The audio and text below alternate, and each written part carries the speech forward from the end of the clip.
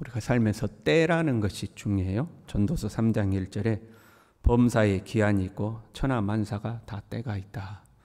그리고 11절에 하나님이 모든 것을 지으시되 때를 따라 아름답게 하셨다. 때에 맞는 삶이 아름답다 하는 거죠. 우리가 간혹 학생들을 보면 여중생, 여고생들이 화장을 짙게 하고 교복 치마를 짧게 하고 우리가 볼 때는 완전 꼴불견인데 자기들 보기에는 멋있다고 그렇게 다니잖아요. 학생은 학생다워야 아름다운 거죠. 자기의 때에 맞는 모양을 갖춰야 아름다운 거 아닙니까? 그런데 어른을 흉내낸다 이 말이죠. 그러면 우리가 볼 때는 아주 꼴불견이죠. 때를 분별할 줄 아는 지혜가 필요합니다. 그래야 삶이 아름다운 거죠. 아무리 좋은 일을 할지라도 여러분 때를 맞추지 않으면 안 좋은 일이 될 수가 있습니다. 그러나 아무리 안 좋은 일을 할지라도 때를 잘 맞추면 좋은 일이 될 수도 있습니다. 때와 시기가 중요한 거예요. 오늘 말씀에 보면요, 이 백성이 말하기를 여호와의 전을 건축할 시기가 이르지 아니하였다. 때가 아니라는 겁니다. 하나님의 전을 건축할 때가 아니다. 왜 그러냐면 환경이 너무 어려웠기 때문에 그렇습니다. 북이스라엘은 끊임없이 방해합니다. 이런저런 모양으로 북이스라엘에서 방해를 하죠. 그 외에 주변에 있는 민족들이 약탈을 시도합니다. 자연재해가 있고요. 농사에 흉작이 있고요. 내 삶을 영위해 가는 것도 힘들다 이 말이에요. 내 자신 살기도 힘드니까 성전 짓는 것은 아직은 무리다 이제 이런 거죠. 그럼 여러분 우리가 한번 다시 생각해 봐야 돼요. 왜 하나님은 이들에게 좋은 환경을 주지 않으셨을까?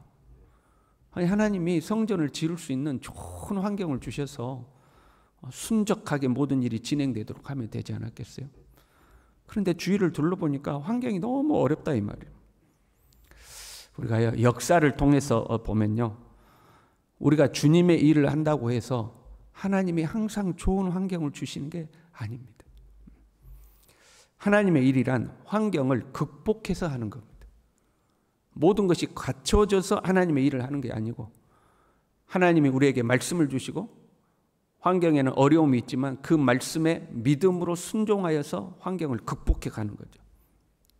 그리고 그 환경을 극복해 가는 과정 속에 하나님의 역사를 경험하게 되는 거죠. 홍해라는 장애물이 눈앞에 가로막혔을 때에 홍해를 가르시는 하나님을 경험하는 거잖아요. 내 어려운 환경을 하나님의 말씀을 의지하여 내가 볼 때는 도저히 갈 수 없는 길인데 하나님이 가라고 그러거든요. 그러면 하나님의 말씀을 의지하여 가다 보면 그 길이 없는 곳에 하나님이 길을 만드시는, 갈 수 없는 길을 가게 하시는 하나님을 경험하도록 하죠. 그게 하나님이 일하시는 방법입니다. 그런데 믿음으로 그 길을 걷는 사람이 있는가 하면 현실과 타협하는 사람들이 있는 거죠. 우리 앞에 어려운 환경이 주어졌어요. 그렇다고 해서 하나님이 우리의 길을 막으시는 것이 아닐 수도 있죠. 우리 앞에 형통한 길이 열렸어요. 그렇다고 해서 하나님이 우리를 인도하시는 것이 아닐 수도 있어요. 그 요나가 그랬잖아요. 다시스로 가는데 순적한 길을 만나잖아요. 형통한 길을 만났다고 해서 그 길이 꼭 옳은 것은 아니다 이 말이죠. 우리는 무슨 일을 하든지 하나님의 음성에 귀를 기울이고 하나님의 말씀 속에서 답을 찾고 하나님의 뜻이 어디 있는지 분별하는 것이 필요하다. 내 환경이 어떠하냐 이게 중요한 게 아니라 하나님의 뜻이 어디에 있느냐 이것을 찾는 것이 훨씬 중요하죠. 여호와의 전을 건축할 시기가 이르지 아니하였다. 이것은 자기들의 해석인 겁니다. 하나님의 말씀이 아니죠. 하나님께서 다윗처럼 내가 주님의 집을 짓기를 원합니다 그랬더니 야 너는 아니야. 그건 하나님의 뜻이잖아요. 하나님이 다윗에게 허락지 않은 거잖아요. 다윗처럼 하나님의 뜻을 쫓아서 지금은 시기가 아니야 이런 게 아니고 자기들이 판단할 때에 자기들이 해석할 때의 시기가 아니라는 거예요. 누가 보아도 환경이 그런 거예요. 누가 보아도 환경이. 하나님의 음성에 귀를 기울인 것이 아니라 환경에 귀를 기울인 거죠. 이런 이스라엘을 책망하셔요. 이 성전이 황폐하였거늘 너희가 이때에 판벽한 집에 거주하는 것이 옳으냐? 그래서 판벽한 집이라는 것은 벽과 지붕이 있는 집, 그런 말입니다. 성전은 황폐해 가지고 있는데 너희는 벽과 지붕이 있는 집에서 살고 있는 것이 옳으냐 하는 거죠. 여러분, 우리도 우리의 집이 우선 아닙니까? 우리 집이 우선이죠. 그리고 여기서 집이란 단순히 건물로서의 집, 그것만을 말하는 게 아니고 먹고 사는 걸 의미하는 거예요. 하나님의 집은 황폐해지고 있는데 너희는 먹고 사는데 우선인 것이 옳으냐 하는 거죠. 우리는 우리의 집을 하나님의 나라로 만드는 것, 그것이 우선이 아니라 우선은 먹고 살아야 한다고 생각하는 거죠. 일단은 먹고 살아야 된다 하는 거예요.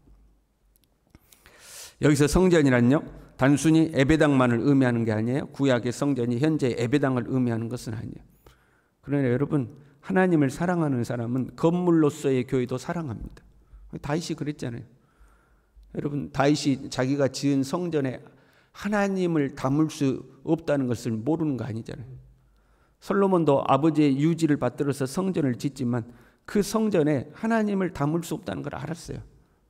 하늘과 하늘의 하늘이라도 하나님을 거주할 수 없거늘 하물며 내가 지은 이 작은 건물이 이 하나님을 담을 수 있겠습니까? 그렇게 기도하죠. 그럼에도 불구하고 다윗은 하나님을 사랑했기 때문에 나는 이렇게 좋은 궁전에 사는데 하나님의 성전이 저렇게 있는 게 말이 되는가? 하나님을 사랑하는 마음이 그렇게 나타나는 거죠. 그러나 엄밀하게 말하면 구약의 성전이란 하나의 장소였어요. 건물로서의 장소죠. 하나님이 거주하시는 곳이라고 믿었던 하나의 장소죠. 그러나 지금의 성전이란 성령을 모신 우리 자신이 하나님의 성전이죠. 내가 하나님의 성전이 된 거예요. 그리고 하나님께서 그 성전 가운데 거하시는 것은 하나님의 백성들을 통치하기 위함이죠. 그냥 이웃으로, 나의 이웃으로 하나님이 우리 가운데 오신 게 아니라 나의 왕으로서, 나의 주인으로서 나에게 오신 거죠. 나를 통치하기 위해서 오신 거죠. 그러니까 영적으로 보면 성전이 황폐해져 가지고 있다, 이것은 하나님의 통치가 이루어지고 있지 않은 상태를 말하는 거예요. 하나님의 통치는 이루어지지 않는데 우리는 먹는 거, 입는 거, 이 땅에서 사는 데만 온 신경을 기울인다, 이 말이에요. 네 10년 가운데 하나님의 통치가 온전히 이루어지고 있지 않는데 너의 관심은 오직 먹고 입고 돈 벌고 이 땅에서 잘 살고 그렇게 사는 게 옳으냐 하는 거죠. 그러면서 우리는 그렇게 이야기하는 거죠. 나는 아직 그럴 상황이 아닙니다. 나는 아직 믿음으로 살 상황이 아닙니다. 나는 아직 하나님 앞에 헌신할 때가 아닙니다. 나는 온전한 순종을 하나님 앞에 할 때가 아닙니다. 자기 상황이 아직 그럴 때가 아니라고 온갖 핑계를 대면서 하나님의 통치를 외면하는 거죠. 그렇게 하나님의 전을 살피지 않는 결과, 하나님의 통치를 따르지 않은 결과 어떻게 됐느냐? 6절에요. 너희가 많이 뿌릴지라도 수확이 적으며 노력한 것에 비해 결과가 안 좋은 거예요. 많이 뿌렸는데 거두는 게 적다는 거예요. 먹을지라도 배부르지 못하며 마실지라도 흡족하지 못하며 입어도 따뜻하지 못하며 만족이 없는 거예요. 먹기는 먹는데 감사가 없어요. 마시긴 마시는데 흡족하지 않아. 뭔가가 공허해. 입기는 입는데 따뜻하지 않아. 여러분, 이게 참 괴로운 일입니다. 그 공허함과 삶의 무상함. 남들 볼 때는 저 정도면 훌륭하게 살아요. 나 같으면 그냥 날마다 찬양하고 춤추며 살겠네. 그런 환경에 사는데도 정작 자신들은 만족이 없어요. 먹어도 배부르지 않고 마셔도 흡족하지 않고 입어도 따뜻하지 않고 감사가 없고 만족이 없다는 거예요. 일꾼이 삭슬 받아도 그것을 구멍 뚫어진 전대에 넣음이 되느니라. 많이 벌면 뭐하냐는 거예요. 아침 일찍부터 저녁 늦게까지 고생하고 수고하는데 그래서 벌기는 버는데 버는 족족 다 어디로 가는지 다 없어지는 거예요. 그냥 구멍 뚫린 전대 같다는 거예요. 9절에는요. 많은 것을 팔았으나 도리어 적었고 집으로 가져갔으나 불어버렸다. 흉작이 드는 거예요. 많은 것을 바랐는데 적다는 거예요. 그나마 그거 가지고 갔는데 불어가지고 싹 없어져 버린다는 거예요.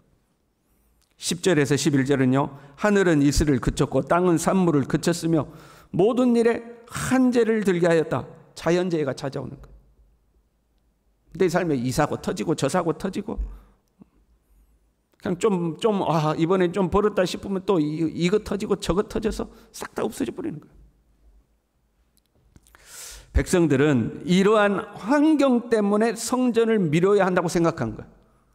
자연재해도 있고 돈도 없고 먹고 살기도 바쁘고 그냥 아침부터 저녁까지 일해야 그냥 그나마 먹고 살고 그나마 벌어놓으면 먹어도 배부르지 않고 마셔도 흡족하지 않고 입어도 따뜻하지 않고 그러니까 더 벌어야 되고 아직은 하나님 앞에 헌신할 때가 아니고 아직은 성전을 지을 때가 아니고 아직은 내가 돈을 더 벌어야 되고 내가 더 해야 되고 그렇게 생각한다는 거예요.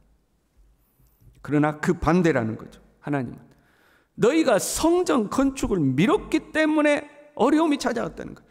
어렵기 때문에 성전 건축할 때가 아니라고 생각했는데 성전을 건축하는 걸 미뤘기 때문에 어려움이 찾아왔다는 거예요.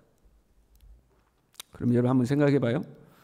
처음에 성전 건축하려고 시도했잖아요, 백성들이. 그런데 방해가 너무 많고 환경이 어려우니까 중간에 포기한 거거든요.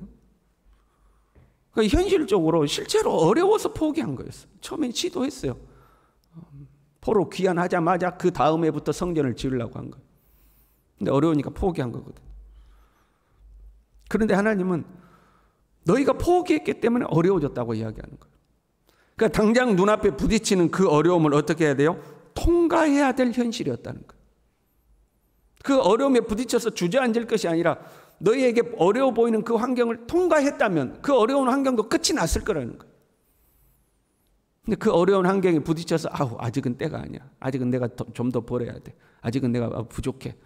아직은 내가 내 집도 지어야 되고 자식들 먹여야 되고 교육도 시켜야 되고 아직은 내가 이런 것들을 해야 돼.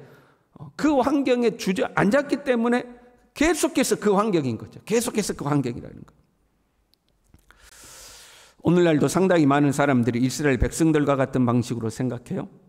하나님 중심으로 자기의 삶을 세우기보다 자신들의 집을 세우기에 바쁜 거예요. 요즘 현대인들이 그렇잖아요. 자기의 집을 짓기 위하여 빨랐음이라. 하나님을 위한 시간과 물질은 없는 거예요. 내 집을 짓는데 바쁜 거예요. 이것도 바쁘고 저것도 바쁘고 이것도 해결하고 저것도 해결하고 이거 하고 나서 내가 우리 애들 이것까지만 키우고 나서 이것까지만 하고 나서 내가 하나님 앞에 좀 내 자신을 경건의 삶을 헌신의 삶을 어떻게 해보겠다. 현대인들은 그렇게 생각하는 거예요. 근데 하나님은 반대라는 거예요. 오히려 하나님 앞에 네 자신을 세워야 너의 그 바쁘고 분주하고 뭔가 흡족하지 않는 삶이 바뀔 거라는 거죠. 지금은 상황이 안 좋으니까 더 좋아지면 하겠다가 아니라 지금은 상황이 안 좋으니까 하나님 앞에 그럼에도 불구하고 순종하고 나가면 그 안 좋은 삶이 바뀐다는 거죠. 너희는 먼저 그의 나라와 그의 의를 구하라 그렇게 말씀하신 거죠. 건물로서의 성전 그것을 의미하는 게 아니에요. 물론 건물로서의 성전도 중요해요. 내 마음 안에 있는 성전, 나를 다스리시는 하나님의 통치, 그것이 먼저 바로 서야 된다는 거예요. 우리의 삶의 순간순간 하나님의 통치에 순종하고, 여러분 어려운 일은 순종하는 게 아니거든요. 어렵지 않는 일은, 쉬운 일은 아무나 다 하는 거예요. 내 마음에 드는 일은 아무나 다 하는 거예요. 그런데 어렵기 때문에 순종하는 거예요. 내 마음에 안 들기 때문에 순종하는 거예요. 내가 나에게 부딪히는 것이기 때문에 주님이 순종하라고 하는 거거든요. 그럼에도 순종해서 나가면 하나님이 그 환경을 바꾸신다는 거죠. 하나님의 성전으로부터 생명의 샘이 나오죠. 지성소로부터 샘이 흘러서 그 샘이 성전 문지방을 넘어서 강을 이루지 않습니까?